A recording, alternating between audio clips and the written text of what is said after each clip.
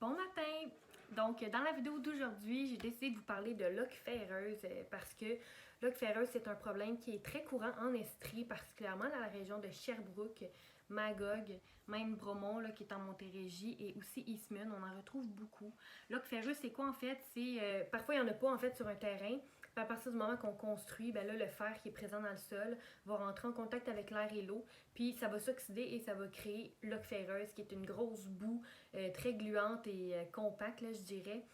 Puis ça, qu'est-ce que ça fait? Ben, ça bouche les drains. Souvent, les gens, en fait, le savent même pas qu'ils ont ça.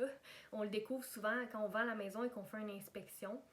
Parce qu'il y a plusieurs, en fait, éléments qui peuvent nous donner des indices, en fait, qu'il y a peut-être de l'oc ferreux dans les drains là, de la maison. Ça peut aussi obstruer le clapet anti-refoulement aussi dans votre maison. Fait qu'est-ce que ça fait? Ben, ça peut créer des inondations malheureusement. Puis c'est plate parce que c'est des inondations, c'est pas juste de l'eau, là. C'est de l'eau orangée qui tache. Fait que votre dalle de béton, vos murs, votre plancher, ça va être taché orange. Fait que c'est super dur après à faire partir. Faut tout enlever et faire venir une compagnie là, experte en sinistre. Il y a plusieurs éléments qui peuvent nous donner l'indice qu'il y a de l'oc ferreuse sur son terrain. Premièrement, le taux d'humidité de votre sous-sol. J'ai lu récemment des articles, le monsieur vidait 2 fois par jour son réservoir de déshumidificateur.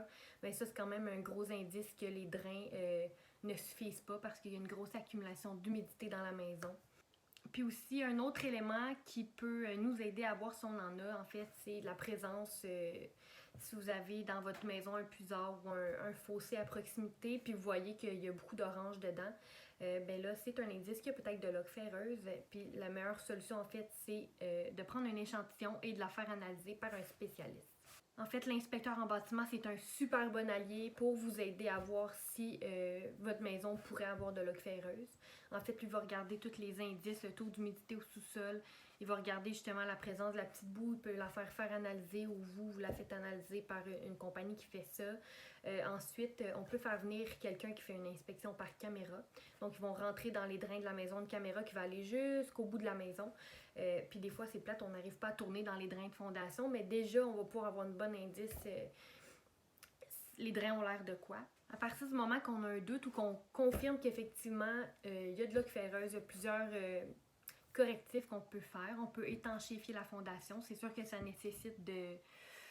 Soit, j'imagine, on peut peut-être le faire par l'intérieur, là, je ne suis pas certaine, mais sinon par l'extérieur, ben, ça nécessite une excavation sur les 4 côtés de la maison. Donc, si vous avez des aménagements, de l'asphalte, ben, tout ça va devoir être démoli, fait que ça peut être des gros coûts. On peut modifier les pentes de terrain pour aider justement l'eau à s'éloigner le plus possible de la maison pour éviter les inondations. Et aussi, on peut sceller.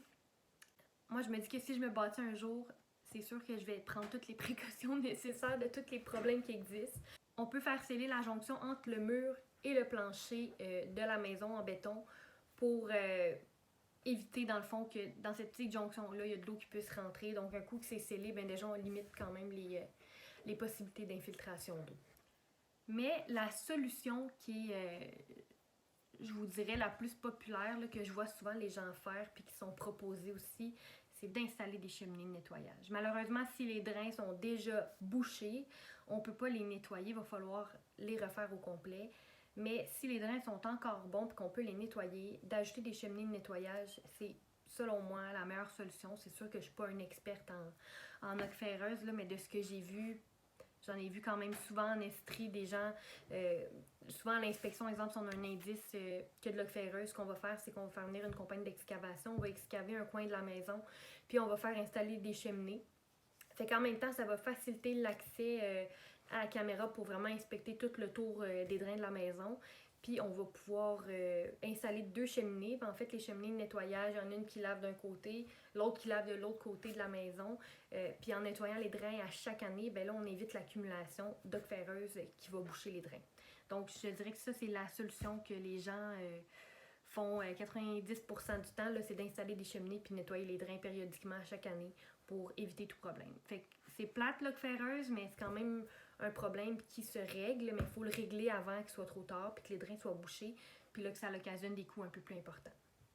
Donc, si vous avez un de ces indices-là qui peut porter à croire que vous avez peut-être de l'oc ferreuse, je vous suggère fortement de faire venir un inspecteur ou de faire vérifier par caméra vos drains pour voir si vous n'avez pas de loques ferreuses, puis d'apporter les correctifs le plus rapidement possible en fait là, pour vous éviter des problèmes à long terme, puis de consulter un spécialiste. Bonne journée!